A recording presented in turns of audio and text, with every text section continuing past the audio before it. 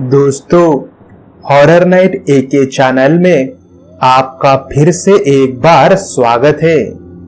दोस्तों, आज की हमारी कहानी का नाम है जंगल का वो सुनसान रास्ता और सुधीर। लेखक V.P. लेकिन दोस्तों, कहानी में आगे बढ़ने से पहले अगर आपने हॉरर नाइट एके चैनल को सब्सक्राइब नहीं किया होगा तो उसे सब्सक्राइब करके बेल आइकन की घंटी जरूर दबाइए ताकि आपको हॉरर नाइट एके चैनल की नोटिफिकेशन सबसे पहले मिल सके। तो चलिए दोस्तों, अब हम ज्यादा देरी ना करते हुए कहानी शुरू करते हैं।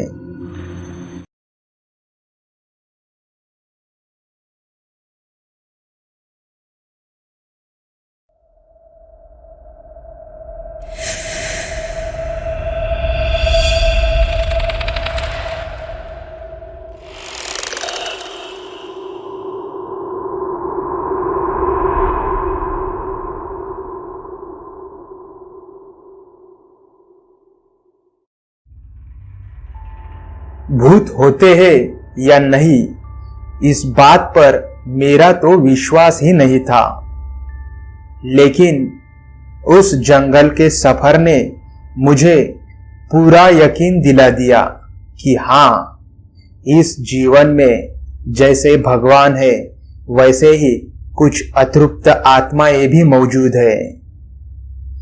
ये घटना मैं आपको सुनाने जा रहा हूं और ये एकदम सच्ची घटना है।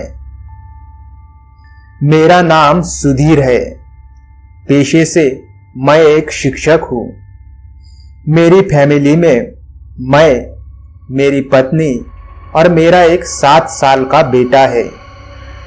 ये बात तब की है जब मैं मेरे छोटे भाई के घर से एक फंक्शन खत्म करके अपनी फैमिली के साथ मेरी कार से आ रहा था। वहां से निकलने में मुझे रात के तकरीबन 10 बज चुके थे। मेरे भाई ने मुझे बोला भी था कि भैया, आज के दिन रुक जाओ और सुबह होते ही घर पर चले जाना। मगर मैंने उसे बोला था कि कल स्कूल में मुझे कुछ इम्पोर्टेंट मीटिंग है। हमारी कार रास्ते पर ही थी। वो जुलाई का महीना था। इस वजह से बरसते बादल के साथ साथ बारिश भी काफी जोर से हो रही थी। जिस रास्ते से हम जा रहे थे उस रास्ते पर फिलहाल तो गाड़ियां दिख रही थी। मैं गाड़ी चला रहा था। मेरी पत्नी मेरे बाजू की सीट पर बैठी थी और मेरा बेटा पीछे की सीट पर सो चुका था। अब रात के तकरीबन 11:15 बज चुके थे। अब बारिश भी काफ़ी ज़्यादा हो रही थी और गाड़ियाँ ना के बराबर ही दिख रही थी।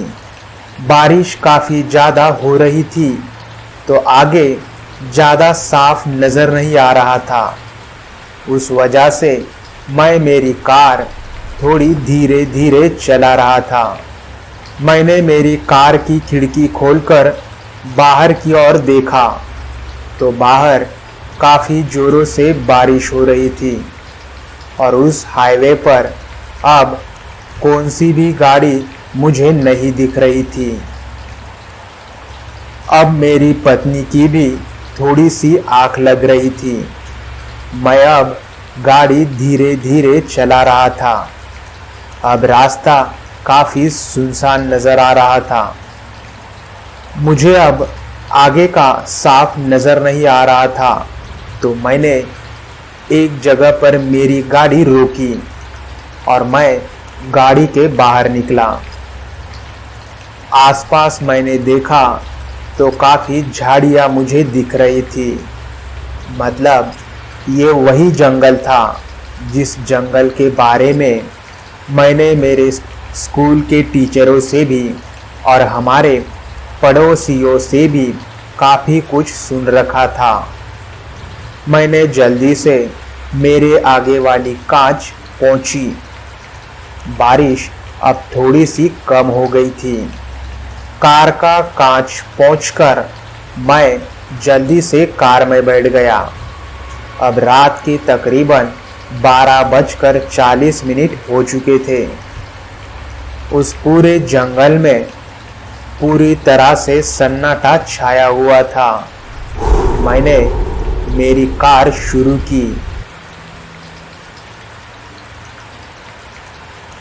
और फिर कार को चलाने लगा। मेरी पत्नी और मेरा लड़का दोनों भी अब सो चुके थे। बारिश धीरे धीरे हो रही थी तो मुझे अब आगे का थोड़ा साफ नजर आ रहा था। हम थोड़ी ही दूर गए होंगे कि मुझे एक औरत जो सफ़ेद साड़ी में थी वो रास्ते के बीचों बीच में खड़ी होकर हमारी कार की तरफ देख रही थी। मेरा भूतों पर विश्वास नहीं था, इस वजह से मैंने मेरी कार उसके थोड़ी नज़दीक ली। मेरा भूतों पर विश्वास न होने के बावजूद भी मैंने जब उसके पास मेरी कार ली तो मैं थोड़ा सा डर गया था, क्योंकि उसका रूप मुझे थोड़ा अजीब लग रहा था। अजीब ही क्या, अब सीधे सीधे बोलूं तो वो काफ़ी डरावनी दिख रही थी। मैंने मेरी कार की कांच नीचे की तो वो मेरे कार के पास आई और मुझे बोलने लगी, आप मुझे थोड़ा आगे तक छोड़ दोगे क्या? तो मैंने सोचा अकेली औरत है और वो भी इतने सुनसान रास्ते पर, तो मैंने बोला ठीक है, पीछे की सीट पर बैठ जाइए। उसने कार का पीछे का दरवाज़ा खोलकर वो मेरे बेटे के पास बैठ गई। अब मैं गाड़ी चला रहा था। मैंने उससे पूछा, आप कहाँ रहती हो? तो वो मुझे बोली, आप जहाँ जा रहे हैं उसके 1 किलोमीटर पहले ही मेरा घर आता है। तो मैंने उसे बोला, पर वहाँ पर तो कोई भी घर नहीं है। तो वो बोली कि मैं भी कहा हूँ।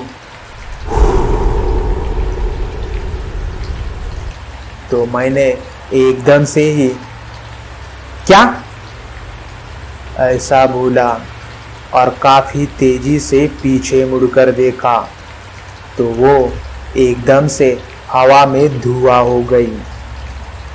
ये देखकर तो मैं काफ़ी डर गया था और अचानक ही मैंने मेरे कार की ब्रेक मारी।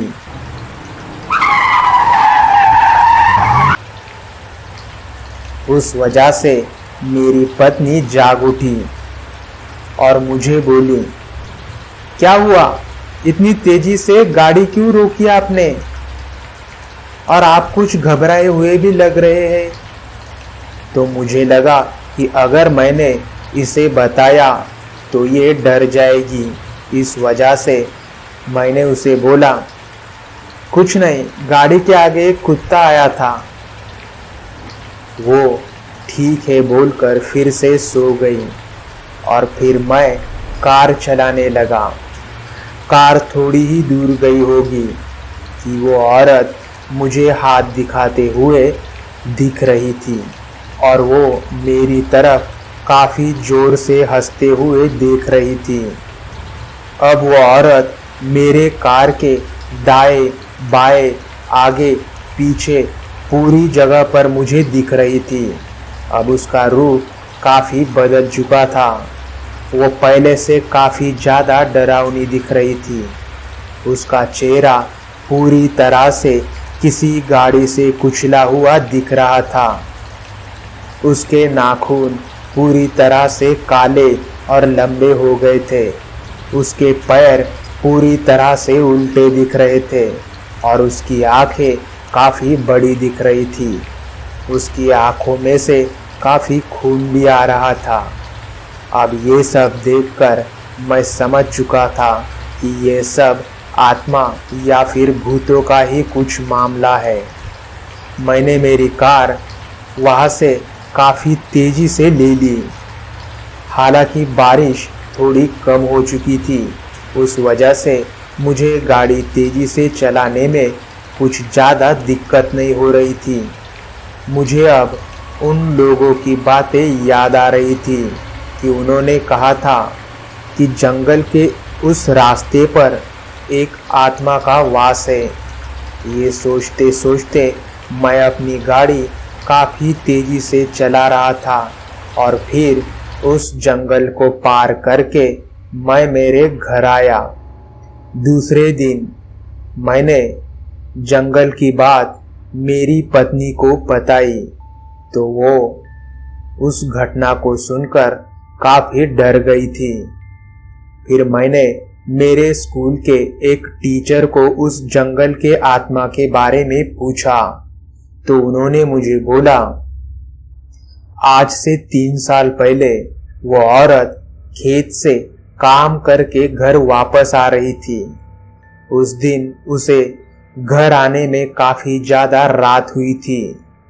वो अकेली इस जंगल से आ रही थी तो एक ट्रक ने पीछे से उसे धड़क दी, क्योंकि उस ट्रक ड्राइवर ने काफ़ी शराब पी रखी थी और वो नशे में धुत था और रास्ता सुनसान होने की वजह से वो ट्रक ड्राइवर उसे धड़क देकर वहां से भाग निकला। धड़क देने की वजह से वो औरत वहीं पर मर गई। जब सुबह गांव के लोगों को उसकी लाश मिली तो उसके लाश के पास ट्रक के टायर के निशान और एक शराब की बोतल थी। तो गांव वालों ने अंदाजा लगाया कि इसकी मौत किसी ट्रक के धड़क देने की वजह से ही हुई है और तब से उसकी आत्मा वहीं पर भटक रही है।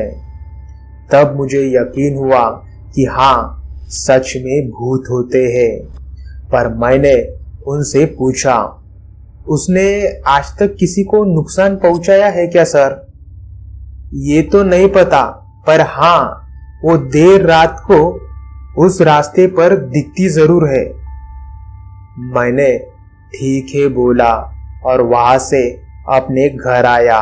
पर दोस्तों, उस भयानक रात को मैं अभी तक नहीं भूला हूँ। तो दोस्तों, आज के लिए बस इतना ही। अगर कहानी अच्छी लगी हो तो उसे लाइक कर दीजिएगा और हाँ दोस्तों, हॉरर नाइट AK चैनल को सब्सक्राइब कर दीजिएगा ताकि मुझे थोड़ा मोटिवेशन मिल सके और ज़्यादा एनर्जी से मैं काम कर सकूं। तो दोस्तों, अब हम मिलेंगे ऐसे ही किसी नई और डरावनी कहानी में। तब तक के लिए अपना और अपने परिवार का ख्याल रखिएगा।